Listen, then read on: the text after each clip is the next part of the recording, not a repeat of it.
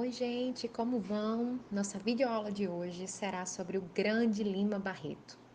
Jornalista, escritor, publicou diversos romances, sátiras, contos, crônicas, tem uma vasta obra, uma vida muito interessante e a gente vai se aprofundar nele hoje. Vamos com a gente?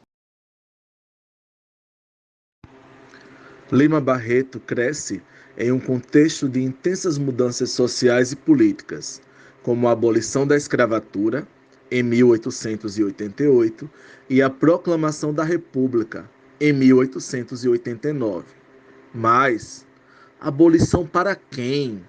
República para quê? A República não garantiu o desejo de transformação social que todos alimentavam. A libertação dos povos escravizados não proporcionou a plena liberdade, porque essa não existe sem a garantia de direitos básicos e emancipação profissional e financeira do povo negro. Tínhamos um país que anunciava mudanças em suas estruturas orgânicas, mas que poucos direitos garantiu à população pobre e excluída, preservando assim profundas feridas, como as desigualdades e exclusões sociais.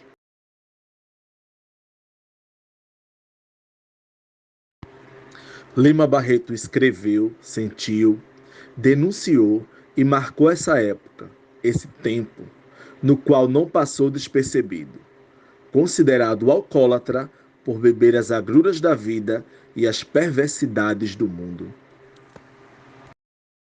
Quanto à biografia de Lima Barreto, é possível perceber que houve estabilidade familiar nos seus 7 primeiros anos de vida, né? E que só depois desse período, com o falecimento de sua mãe, o desemprego e o esgotamento emocional de seu pai, essas dificuldades se instalam nesse seio familiar. Apesar disso, o estudo sempre foi importante. Cursou na adolescência a escola politécnica, se descobrindo como o único negro numa turma composta pelos filhos brancos da burguesia e entendendo que aquele contexto geraria muita rejeição. É tanto que seu primeiro livro, Memórias do Escrivão Isaías Caminha, publicado em 1909, vai trazer um pouco esse contexto da cor como barreira. Foi um jovem que teve de amadurecer muito cedo, assumiu muitos papéis, funcionário público, autor literário, jornalista, sempre foi crítico, denunciou o racismo, fez ataques à república, à imprensa e tudo que era estrangeirismo, não gostava nada da Belle Époque. Comparada a Machado de Assis de maneira insistente, percebe-se que essa comparação é injusta. Machado era universalista, Lima era um escritor mais do cotidiano, engajado, que denunciava as mazelas sociais. De forma muito injusta, foi tido como um homem branco, acreditam?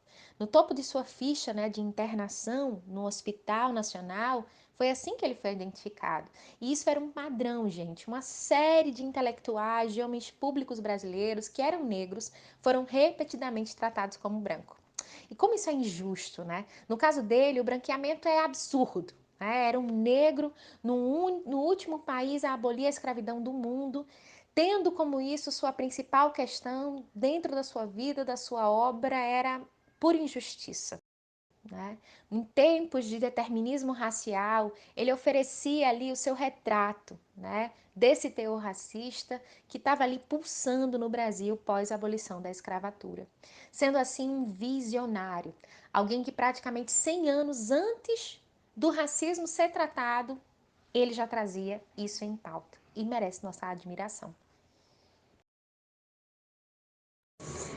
As obras como um todo são proeminentes de problemas relativos à cor da pele e à exclusão social vividos pelo próprio escritor carioca, mas talvez ainda seja mais evidente no seu trabalho como os contos, em que ele relata, direta e indiretamente, temas relacionados ao preconceito. Lima, como negro, sofreu na pele a discriminação, o exílio da pele. Bossi expressa a respeito do personagem do escritor, Isaías Caminha, cuja experiência relata sobre como é se sentir exilado por não ser branco.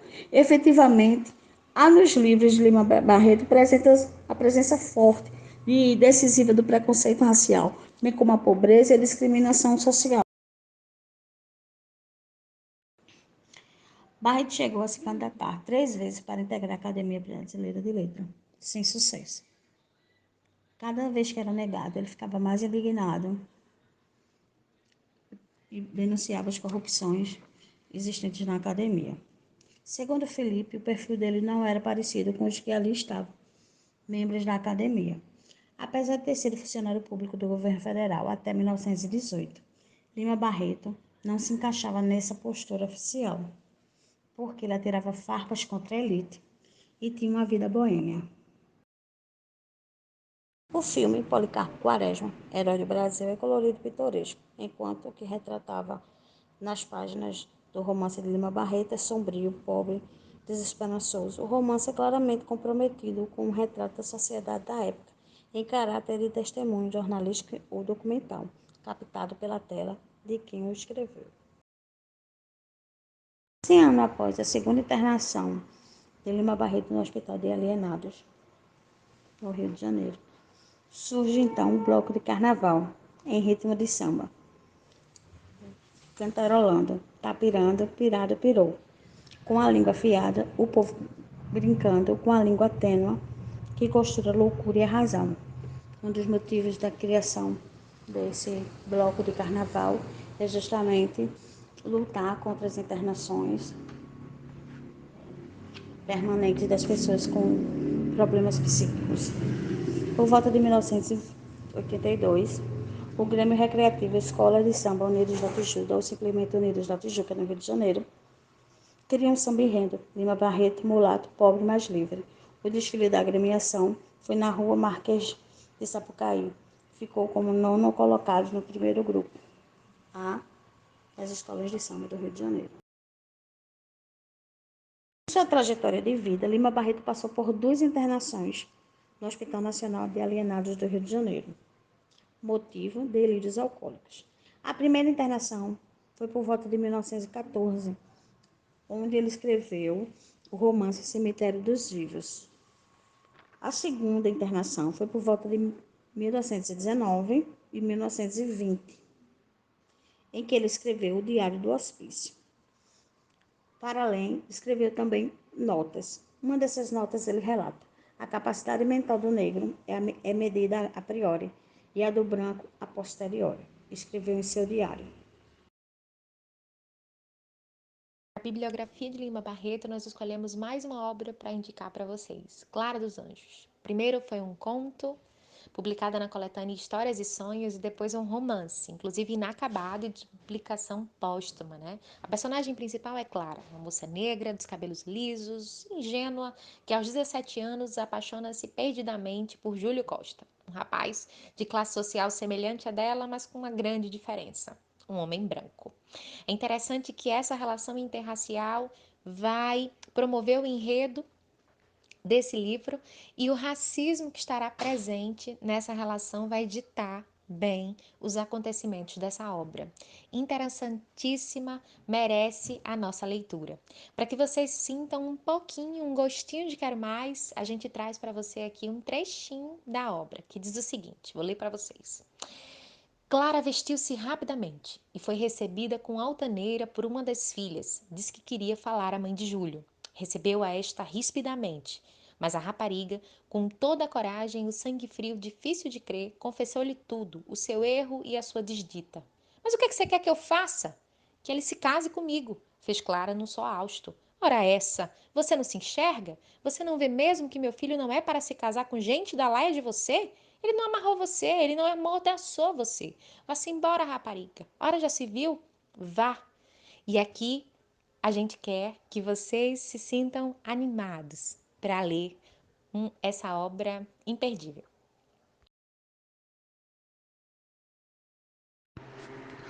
Ele foi um dos poucos brasileiros que compreendeu as mudanças sociais e históricas do seu tempo.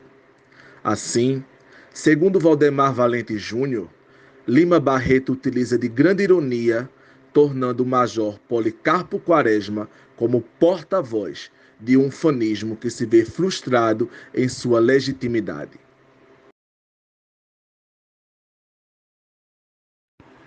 Claro que aqui falamos da Primeira República, mais especificamente a República da Espada, entre 1889 a 1894, onde Lima Barreto revela todas as contradições existentes nesse período, denunciando a ilusão de um país que não consegue resolver as questões do presente, nem tampouco pensar nas questões do futuro, envolvido por um nacionalismo exacerbado que cega e justifica a irresponsabilidade, a incompetência e a truculência de um governo.